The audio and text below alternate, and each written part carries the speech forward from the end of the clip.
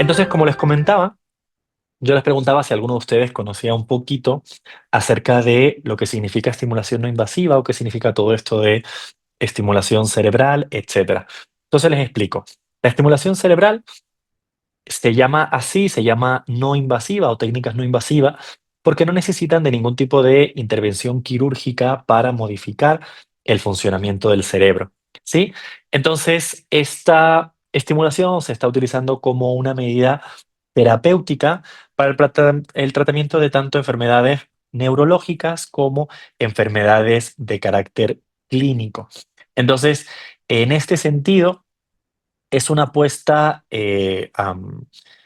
digamos, muy buena o muy positiva porque mejoran las funciones de los circuitos neuronales. Entonces, la idea es saber cómo funciona justamente estas técnicas de estimulación invasiva dentro del ámbito clínico. Existen dos técnicas, la TMS, que es la estimulación magnética transcraneal de corriente directa, y la TDCS, ¿sí? La TMS lo que aplica es pulsos electromagnéticos y la TMS, la TDCS, perdón, lo que haría es aplicar impulsos eléctricos. Entonces, digamos, lo fantástico de de esta técnica es que como no necesita ingresar sobre el cerebro para hacer cualquier tipo de cambio, ajuste en los neuromoduladores, lo que se utiliza es una corriente eléctrica muy pequeña mediante la TDCS, que lo que hace es generar una modulación neuronal. ¿Qué hace? Hace, digamos, un cambio en los neurotransmisores, ¿sí? Y estos, al generar pues en algunos casos estos potenciales de acción cambian, digamos, el circuito del mismo, ¿sí? Es un tratamiento, la TDCS es un tratamiento que ha demostrado ser sumamente eficaz en el tratamiento de la depresión y de otras adicciones, ¿sí? También es un tratamiento que tiene mucho efecto sobre el campo no clínico, ¿vale? Nosotros estamos solamente centrados en el clínico, pero para que sepan también que tiene un efecto pues positivo en todo aquello también que no sea clínico, como tiene que ver con el lenguaje, la memoria, la atención y otras funciones cognitivas, ¿vale? Entonces, en el caso de la trayectoria que se está siguiendo con estas técnicas de estimulación de corriente directa sobre la depresión han demostrado ser sumamente positiva. Tanto así que en muchos casos lo que se ha conseguido es justamente eliminar hasta por completo la medicación que utilizan los pacientes. ¿Vale? Hay otras patologías para las que también se ha demostrado la eficacia de las técnicas de TDCS que tienen que ver con patologías como, por ejemplo, el Parkinson, el Alzheimer y la esclerosis múltiple, ¿vale?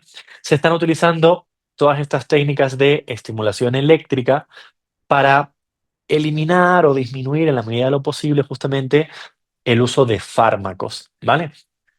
Hay enfermedades crónicas que necesitan siempre uso de fármacos, ¿no? En el caso de las enfermedades neurológicas, como el caso, por ejemplo, de las enfermedades de Parkinson, los pacientes siempre van a necesitar de fármacos.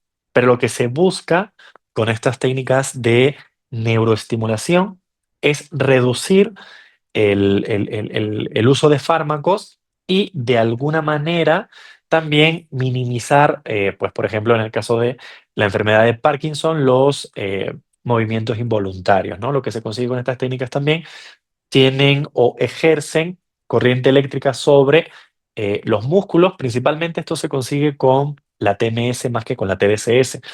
Con la TDCS, digamos que el foco es más a nivel cortical, ¿vale? Hace un trabajo pues un poquito más cortical, y en el caso de la TMS consigue ingresar a áreas, digamos, incluso a áreas subtalámicas donde se pueden hacer o donde puede llegar a la corteza motora, ¿no? Entonces, estas tareas, estas técnicas, lo que permiten no es tampoco para que, eso siempre como que suele ser como una pregunta recurrente que hacen en todas las ponencias, trabajos, etcétera. Es como decir, bueno, pero eso permite curar las enfermedades neurodegenerativas o permite curar las enfermedades o, ¿no? Cuando hablamos de tipos de patologías, etcétera. No necesariamente. O sea, sí hay una mejora significativa y sí existe una cura en aquellas enfermedades como en la depresión, como les comentaba al principio, pero no en aquellas que son de carácter crónico. Es decir, no usando las técnicas de estimulación se logra curar la esclerosis múltiple, el Parkinson, el Alzheimer. No se consigue eso. Lo que se consigue es una mejora significativa en el paciente, en la ingesta de la medicación, etcétera, pero no hay cura como tal de la enfermedad. ¿Vale? Como les comentaba, lo interesante de estas técnicas es que son una alternativa a la farmacología. Si bien es cierto que, como les comentaba al principio, los pacientes dependen mucho de la medicación, porque obviamente es necesario, ¿no? Por ejemplo, la acetilcolina en el caso de los pacientes con Parkinson. eh, eh, am, eh, es una alternativa a que el consumo de la farmacología sea mucho menor, ¿no? Lo que nosotros conseguimos con la estimulación es la reducción de la dosis del fármaco, que es lo que se busca también a largo plazo, o sea, no una necesidad continua de consumo de fármacos, sino una reducción del mismo. Lo cierto es que las técnicas son costosas, para que también lo sepan. Aplicar técnicas o el uso de estas técnicas de estimulación no invasiva también son técnicas de un alto costo. No significa que sean técnicas muy baratas, pero pueden llegar a tener eh, en algunos casos incluso costos similares a lo que sería la farmacología, ¿vale? Hay tratamientos farmacológicos. Yo, por ejemplo, no conocía de algunos de ellos, pero sé que, por ejemplo, tratamientos para la esclerosis múltiple son bastante caros, ¿no? Entonces, si es posible utilizar una técnica que también es cara, pero que a largo plazo va reduciendo el uso de la farmacología, bueno, pues estás haciendo también ahí una compensación, digamos, de carácter económico, ¿no? No solo en la reducción del fármaco en sí, que también puede tener ciertos efectos, sino en incluso en algunos casos reducir algunos costos de carácter monetario, ¿vale? Bueno, eh, existen, otra pregunta que siempre me hacen en las am, ponencias es si existe algún tipo de efectos secundarios, si hay algún tipo de tratamiento, porque claro, usted me va a poner unos cables en la cabeza que van a pasar electricidad, entonces eso significa que van a haber efectos secundarios de la estimulación. Bueno,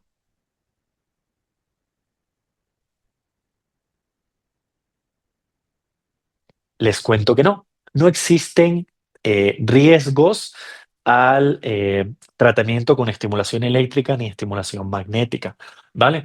Lo que se siente en el cuero cabelludo, este soy yo, haciendo uso de la técnica también para ver qué es lo que se siente, ¿no? ¿Qué es lo que sentiría una persona que se somete a las técnicas de estimulación eléctrica o un paciente que se somete a las técnicas de estimulación eléctrica? Y lo que se siente es una especie de cosquilleo, ¿vale? Es como si tú notas que hay un picor en el cerebro, ¿vale? Sientes como un picor de que efectivamente está pasando corriente eléctrica a través de tu cráneo, ¿no? Pero es una corriente eléctrica inocua y que no produce ningún tipo de efecto adverso. Es cierto que hay pacientes que a veces pueden llegar a sentir un poco más de quemazón, pero no produce quemazón en la piel, sino es la sensación de ardor que te puede producir estas esponjas que están aquí. Son unos electrodos que pasan corriente eléctrica. Entonces, a través de esas esponjas es donde nosotros diríamos, sentimos esta pequeña corriente eléctrica, ¿sí? Y es aquí donde algunos pacientes pueden llegar a sentir pues un poquito de quemazón, tal vez, ¿no? Sienten como un poquito más de quemazón en el cuero cabelludo, pero nada más que eso. No hay efectos de quemazón en la cabeza, ni mucho menos, ¿vale? Y sobre todo, a largo plazo, ¿vale?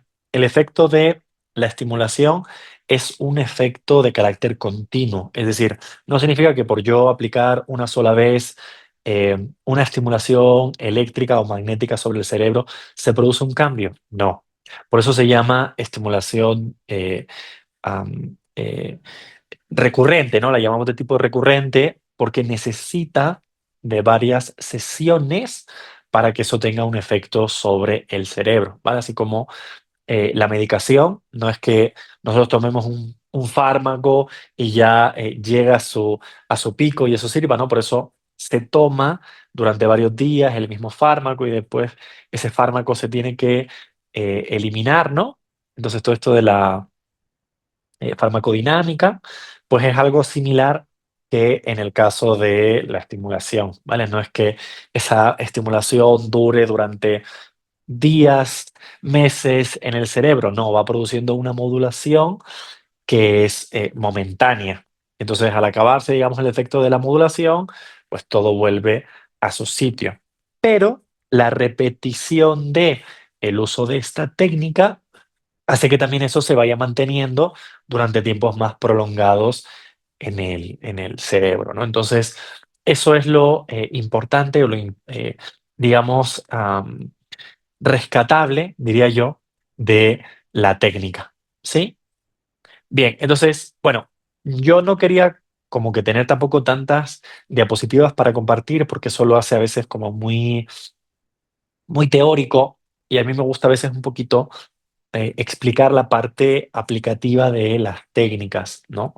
Ustedes en el caso de la enfermería, que trabajan con pacientes constantemente, ven la realidad, o sea, cuál es la realidad de este tipo de técnicas en mi día a día, imaginemos, ¿no? Si yo soy enfermero y trabajo y yo conozco ahora que existen estas técnicas, ¿eso qué impacto tiene sobre los pacientes? Bueno, lo cierto es que son técnicas que todavía no están en todos los hospitales, ni en centros de salud, ni mucho menos ¿no? en centros pequeños, ¿vale? Estamos hablando de técnicas, repito, de carácter costoso, son técnicas relativamente novedosas que se están utilizando cada vez más, pero principalmente se están usando en el ámbito privado, ¿vale? Lo cierto es que el ámbito privado, en ¿no? En hospitales un poquito más grandes o clínicas privadas que las utilicen. Yo conozco una clínica justamente en Arequipa que utiliza una de las técnicas de eh, ¿cómo se llama? Una técnica de TMS, ¿vale? De estimulación magnética transcraneal y lo utilizan justamente con pacientes, entre ellos pacientes con depresión, y tienen buenos resultados. Pero no es solamente el uso de la técnica en sí, sobre todo en el ámbito clínico, cuando hablamos de este tipo de pacientes con estas características, no necesitan solamente del uso de la técnica en sí, sino que necesitan también de la combinación de o la medicación en algunos casos o la terapia en otros. Por ejemplo, un paciente que tiene depresión, pero no se le hace ningún tipo de terapia, por mucho que uno aplique la técnica, la depresión no se le va a ir, ¿no? Es igual que, vale, nosotros podemos tener un paciente deprimido que le damos fluoxetina, pero no necesariamente la depresión se le va a ir solo con el fármaco. También necesita de un acompañamiento psicoterapéutico acerca de las situaciones que le pueden estar generando, pues en este caso depresión, ¿no? Por ejemplo, si es temas conductuales, si la persona necesita salir la persona necesita hacer actividades, pues necesita de un apoyo psicoterapéutico de alguien que le dé las indicaciones acerca de, bueno, tienes que, am, pues, hacer, no sé, actividades al aire libre, tienes que empezar a buscar tener salidas con tus amigos, ¿no? Cosas que les pueda ir trabajando con el terapeuta acerca de cuáles son eh, los pensamientos recurrentes que uno puede tener, etcétera, etcétera, que eso solamente se trabaja con terapia, ¿no? Entonces, solo, para que también lo tengan claro, solo el uso de la técnica en sí no es todo, o sea, no decir, vale, como usamos la técnica o vale, como usamos el fármaco, ya funciona. No, no es exactamente así, ¿no? También se necesita, en general, de la combinación de un otro. Pues se necesita de la combinación de la técnica más la medicación en algunos casos, la combinación de la técnica más la psicoterapia en otros, como en otras muchas cosas, ¿vale? Entonces, bueno, eso es lo que quería compartir yo el día de hoy con ustedes.